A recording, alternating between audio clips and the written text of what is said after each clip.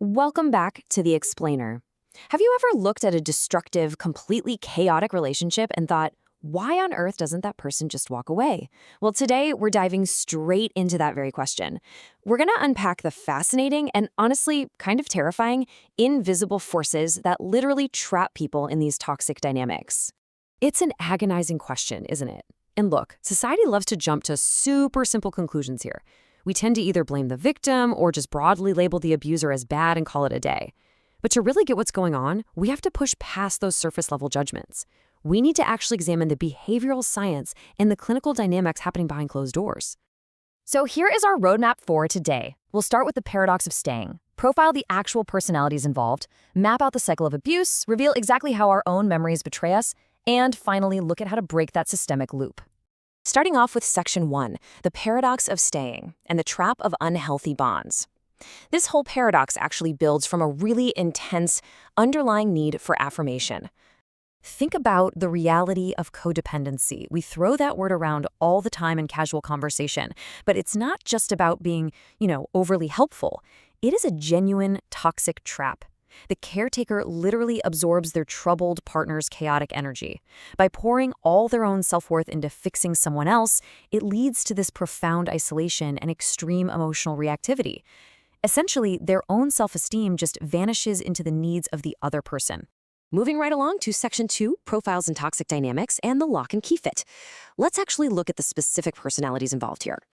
What's really wild is how perfectly and dangerously these two opposing personalities fit together. On one hand, you've got the profile of the abused. This person is hyper-capable, they have a massive tolerance for stress, and they can easily disassociate just to survive. On the other hand, you have the abuser, who typically shows borderline traits, extreme impulsivity, and this crippling, severe fear of abandonment. Clinically speaking, it's a lock and key fit.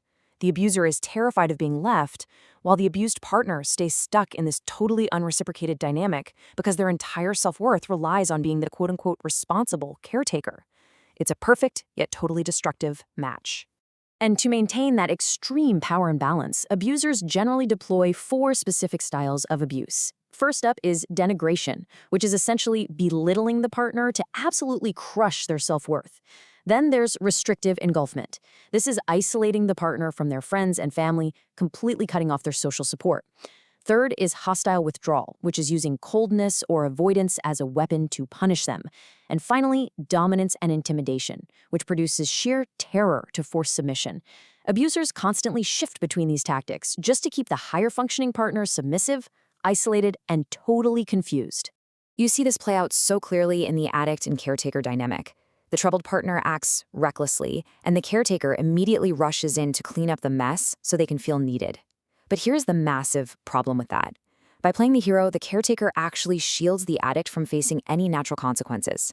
So the crucial takeaway here is that by constantly cleaning up the messes, the codependent enabler accidentally keeps the destructive behavior going. They entirely mistake their enabling for genuine help, all while becoming completely isolated themselves.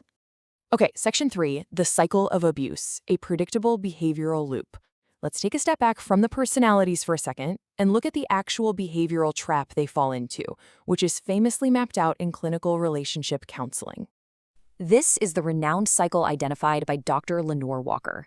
Step 1 is the tension-building phase. This is where the abused partner is practically walking on eggshells as the abuser's anxiety or rage slowly builds up. Step 2 is the explosion, a terrifying, acute release of severe verbal or physical aggression. But Step 3 is the catch, the contrition phase. The abuser suddenly shows extreme remorse, buys gifts, and begs for forgiveness. Walker's cycle perfectly explains why leaving is so incredibly hard. That terrifying explosion is immediately followed by this intensely intoxicating contrition phase that pulls the victim right back in. Which brings us to Section 4, how memory betrays us, and the cognitive twist. You have to wonder, why is that contrition phase so brutally effective? Why wouldn't victims just remember the explosion and get out of there? Well, the twist is that our very own cognitive psychology actually betrays us.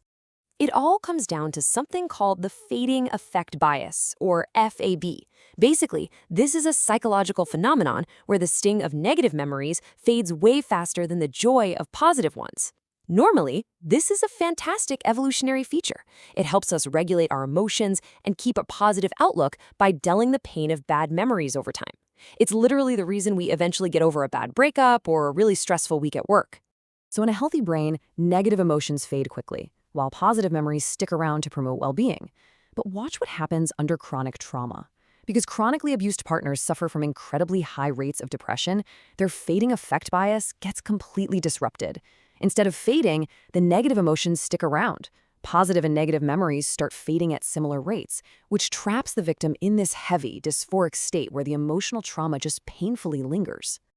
Now, because the brain desperately wants some kind of relief from that lingering pain, it completely overcompensates through a cognitive bias called euphoric recall. When you pair this with a disrupted fading affect bias, it acts as a massive mental distortion. The victim dramatically exaggerates the fleeting good times just to cope with their reality, while completely suppressing the severe negative consequences. They are quite literally rewriting their memory of the relationship just to survive the psychological pain of it all. Now think back to Walker's contrition phase we talked about earlier. In this phase, quote, the abuser buys flowers, calls her often, he desires to have her back and craves a way to resolve the feeling of abandonment. This quote brilliantly illustrates the danger here.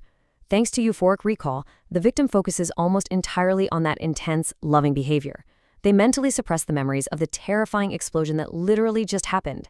Their own memory is working against their actual survival instincts. Finally, Section 5. Breaking the systemic loop and escaping the trap. Okay, so if the system is totally rigged against the victim, both behaviorally and cognitively, how on earth do we solve it? We really have to view the relationship as a malfunctioning system that's constantly seeking homeostasis, or balance. To break free, therapists use systemic interventions. They conduct a constraint analysis to identify all those restrictive behavioral rules. They force the patient to alter isomorphic behaviors, which is just how they act in other similar relationships. Ultimately, you have to seek external interventions, like professional family therapy or rehab, to forcefully stop the flow of positive feedback that keeps rewarding this abusive cycle. You basically have to pull the plug and shut off the power to the machine entirely. Ultimately, recognizing these invisible forces is just step one. It really leaves us with a critical question to chew on. If our own memories and psychological traits can perfectly adapt to trap us in these toxic cycles, what conscious boundaries will you establish today to protect your reality tomorrow? Thank you so much for joining me on this explainer. Keep questioning everything, keep learning, and we'll see you next time.